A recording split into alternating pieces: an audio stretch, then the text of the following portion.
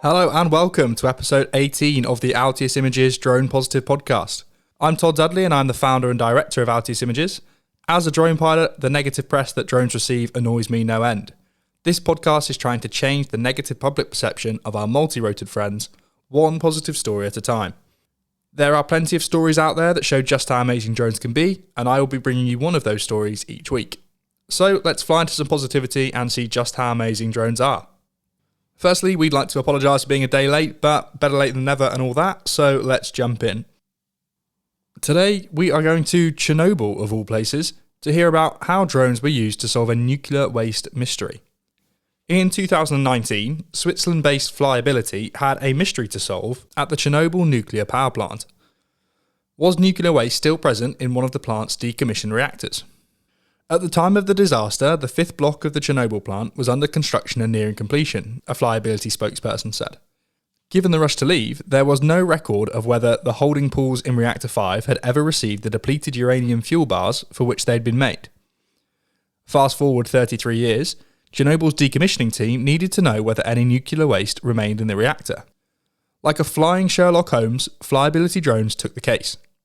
Flyability makes a drone platform for mostly indoor use, flying missions too difficult or dangerous for people. Dashing into the heart of one of the world's greatest nuclear disasters certainly qualifies as both. The Helios 2 is commonly used for inspections at nuclear power plants.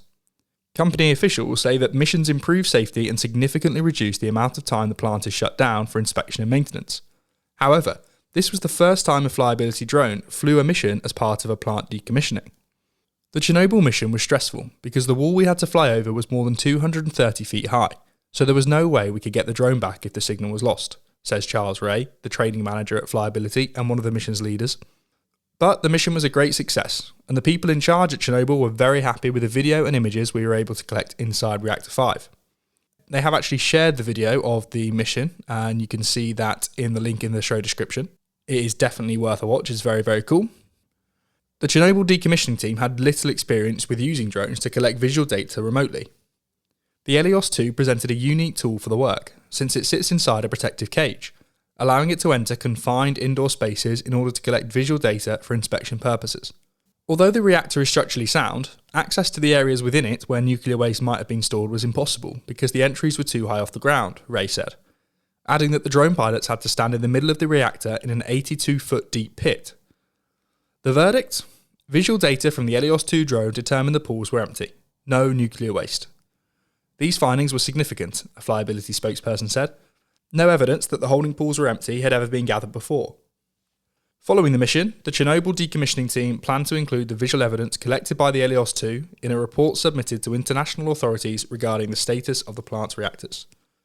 So, just a quick one today, but a very cool story and an amazing use for drones. For the full story and to watch the on-drone footage of the flight itself, check the link in the description of the podcast. But that does it for another week of Drone Positive. We'd love for you to get in touch with us on social media. We are at Altius Images on Twitter and Instagram, and you can find us easily enough on LinkedIn, Facebook, YouTube and TikTok. All of the links for our channels are down below, so do please reach out. We'd love to hear from you. If you've got any positive drone stories of your own or that you've seen in the news, then please do let us know.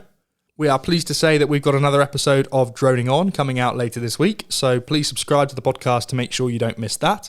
Thank you for listening, guys. Please share and rate the podcast so that we can spread our positivity as far and wide as possible. We will see you on Friday for episode 6 of Droning On, but for now, fly safe and stay safe, folks. Bye-bye.